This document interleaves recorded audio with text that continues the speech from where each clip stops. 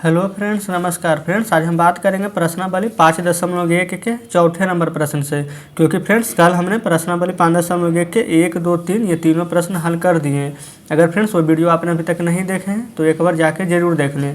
तो चलिए फ्रेंड्स, सबसे पहले हम 4th नंबर और 5th नंबर और आगे फ्रेंड्स जितने भी प्रश्न हैं सबसे पहले हम उसको कॉपी पर लिख लेते हैं, उसके बाद फ्रेंड्स आपको हम दिखाते हैं।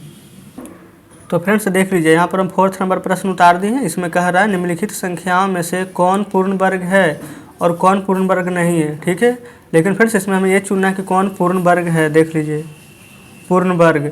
तो फ्रेंड्स यहाँ पर देख लीजिए जो प्रश्न थे वो आपके सामने है यहाँ पर।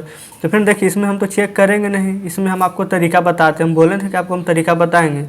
तो फ्रेंड देख लीजिए, यहाँ पर नोट में लिख लीजिएगा, जिस संख्या के अंत में, ठीक है, 2, 3, 7, 8 या 1 0 या फिर 3 0 ऐसे करके फ्रेंड्स जीरो की संख्या अगर विषम में हो, सम नहीं रहना चाहिए। यानी कि सम कहने का मतलब क्या होता है, 2 0, 4 0, 6 0, 8 0 ऐसे करके सम में नहीं रहना चाहिए, विषम में रहना चाहिए।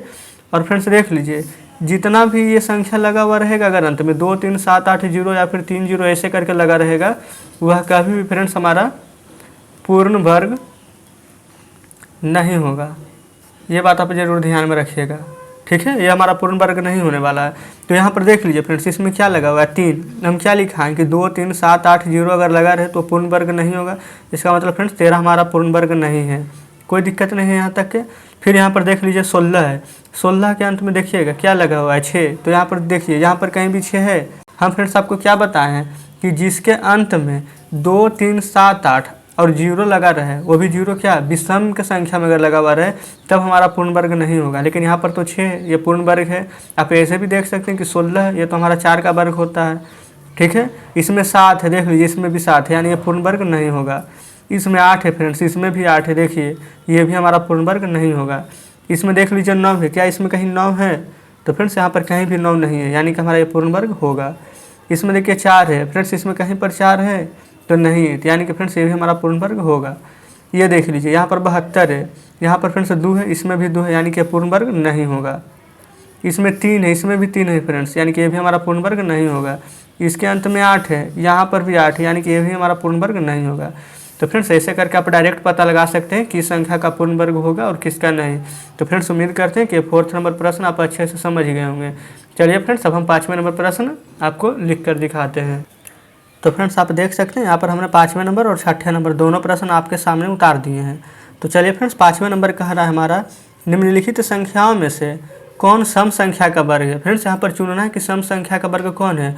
तो इसके लिए तो आपको पहले ये पता होना चाहिए कि सम संख्या का परिभाषा क्या है। तो फ्रेंड्स सम संख्या का परिभाषा है कि जो संख्या हमारा 2 से कट जाए वो हमारा सम संख्या होगा, या फिर जिसके अंत में 0, 2, 4, 6, 8 लगा रहे। ठीक है फ्रेंड्स, वो हमारा सम संख्या होता है। यहाँ पर चेक करना है कि सम संख्या का वर्ग कौन है कौन नहीं। तो फ्रेंड्स यहाँ पर देख लीजिए अंत में क्या है हमारा 9। तो फ्रेंड्स अगर अंत में यहाँ पर 9 है तो 9 का अगर वर्ग कीजिएगा तो क्या आ जाएगा हमारा 81। तो फ्रेंड्स आप ऐसे भी देख सकते थे, यहाँ पर 81 आ जाएगा, जो छोड़ दीजिए पहले। ये देखिए कि यहाँ पर 9 क्या है, सम की विषम। तो फ्रेंड्स ये तो विषम है, तो ये हमारा क्या सम वर्ग होगा तो नहीं होगा। यहाँ पर देखिए फ्रेंड्स, यहाँ पर क्या 196, लास्ट में क्या है 6। फ्रेंड्स ये 6 क्या है सम है, तो यानी कि फ्रेंड्स ये सम संख्या का वर्ग होगा। यहाँ पर भी लास्ट में 6, ये भी फ्रेंड्स सम संख्या का वर्ग होगा। यहाँ पर भी लास्ट में 6 है, ये भी सम संख्या का वर्ग होगा। लेकिन फ्रेंड्स यहाँ पर 1 है, 1 हमारा सम नहीं विषम है। तो फ्रेंड्स ये विषम है, तो ये तो विषम का ही वर्ग होगा। तो फ्रेंड्स उम्मीद करते हैं 5वें नंबर में सम और विषम कैसे चुना जाता है वो हम आपको यहाँ पर समझा दिए होंगे। फ्रेंड्स अगर हम आपको जो भी प्रश्न बता रहे हैं, लेकिन अगर आप वहाँ पर नहीं समझ पा रहे हैं तो हमें कमेंट में ज़रूर बताइए कि वो प्रश्न आप नहीं समझे हैं। ठीक है, चलिए फिलहाल हम फ्रेंड्स आ रहे हैं 6ठे नंबर प्रश्न में।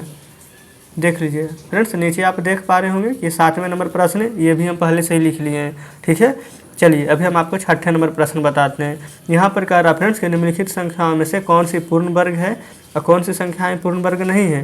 तो फ्रेंड्स हमें उसको चुनना है। तो सबसे पहले ये देखिएगा आप, हम आपको क्या नोट लिखाए थे कि जिसके अंत में 2, 3, 7, 8 0, 1 0 रहे या फिर 3 0, यानी कि फ्रेंड्स 0 की संख्या विषम में होनी चाहिए।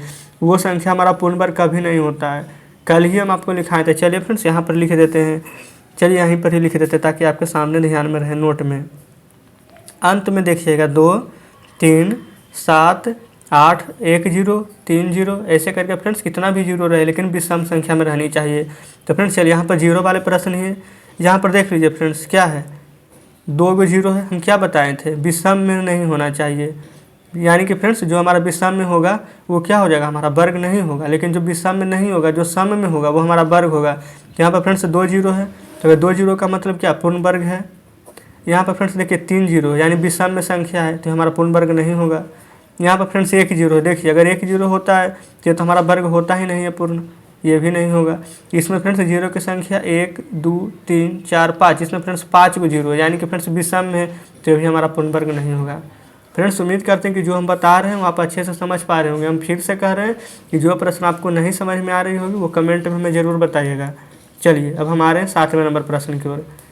देखिएगा फ्रेंड्स 7वें में कह रहा है कोष्टक में सही संख्या भरें। कहने का मतलब फ्रेंड्स कि 24 का स्क्वायर करेंगे और 23 का स्क्वायर करेंगे और माइनस करने पर क्या आएगा। तो फ्रेंड्स एक तरीका हम आपको बताते हैं जो कि आप वैसे करके बनाए भी होंगे। 24 का वर्ग यहाँ पर कीजिएगा तो क्या आ जाएगा हमारा 576, और 23 का कीजिएगा तो क्या आ जाएगा हमारा 529। तो पहले हम यहाँ पर लिख देते हैं 24 का वर्ग 576 और 23 का वर्ग 529। और फ्रेंड्स इसको माइनस कीजिए, 16 में से 9 जाएगा तो क्या आ जाएगा हमारा 7, 6 में से 2 जाएगा तो कितना आ जाएगा 4, और फ्रेंड्स 5 में से 5 जाएगा तो कट ही जाएगा। तो इस प्रकार से इसका सही जवाब तो हो जाएगा 47।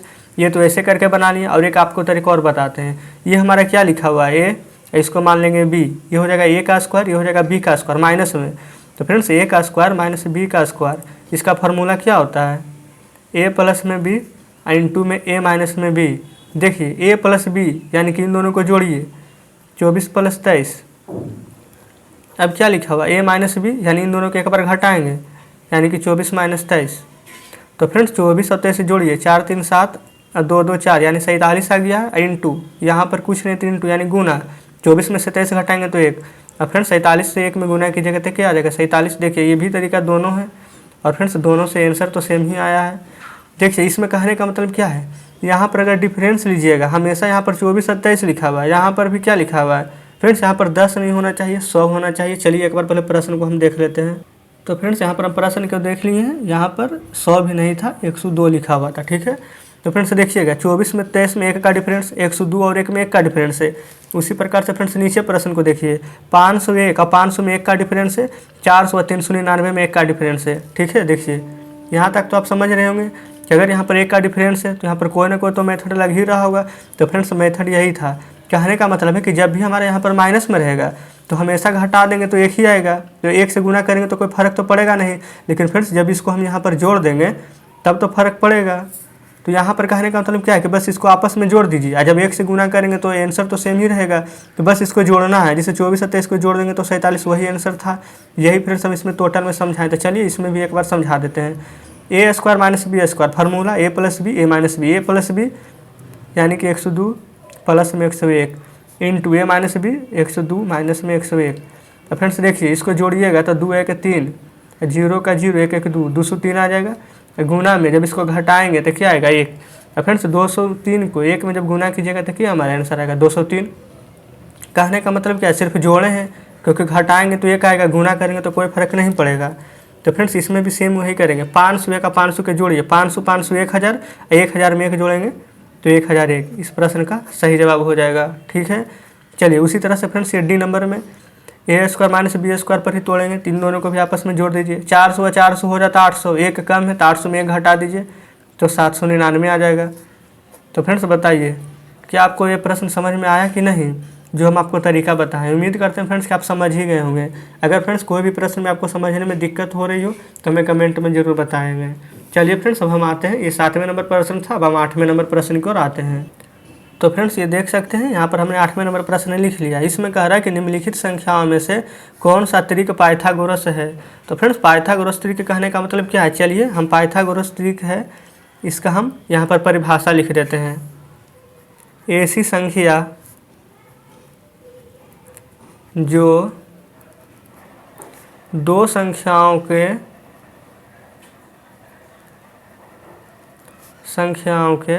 वर्ग का जोड़ तीसरी संख्या के बराबर हो, तीसरी संख्या के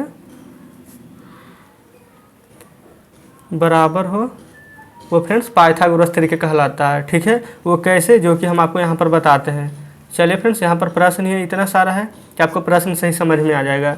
यहाँ पर क्या है, 1 यहाँ पर है, 2 यहाँ पर 3, तो फ्रेंड्स 1 का वर्ग कीजिएगा, फिर 2 का वर्ग कीजिएगा। क्या कहा था, तीसरी संख्या के वर्ग के बराबर है, तो बराबर तीसरी संख्या के बराबर है। 1 का वर्ग 1, 2 का वर्ग 4, 3 का वर्ग 9, 4 1 जोड़ेगा फ्रेंड्स 5 बराबर 9। क्या कहा था, तीसरी संख्या के बराबर होगा तो पाइथागोरस त्रिक होगा। क्या ये बराबर है, तो बराबर नहीं, यानी कि फ्रेंड्स ये पाइथागोरस त्रिक नहीं है। ठीक है, दूसरा हम देखिए 3 4 5 है, तो फ्रेंड्स 3 का वर्ग कर देंगे तो क्या आ जाएगा 9, 4 का वर्ग कर देंगे तो 16 बराबर तीसरी संख्या के वर्ग के बराबर, यानी 5 का वर्ग 25 और 16 नो को जोड़ेंगे फ्रेंड्स तो 25 बराबर 25। तो फ्रेंड्स बताइए ये तीसरी संख्या के वर्ग के बराबर है कि नहीं, तो है। तो फ्रेंड्स यानी कि ये हमारा पाइथागोरस त्रिक होगा। उसी प्रकार से आगे चलिए, इसमें कह रहा है 6 8 10, 6 इसका वर्ग करना है, 8 का वर्ग करना है बराबर 10 का वर्ग करना है। फ्रेंड देखिए इसका हम डायरेक्ट कर दिए थे, 3 का वर्ग 9, 4 का वर्ग 16, 5 का वर्ग 25। ठीक है, इसका हम लिख दिए हैं।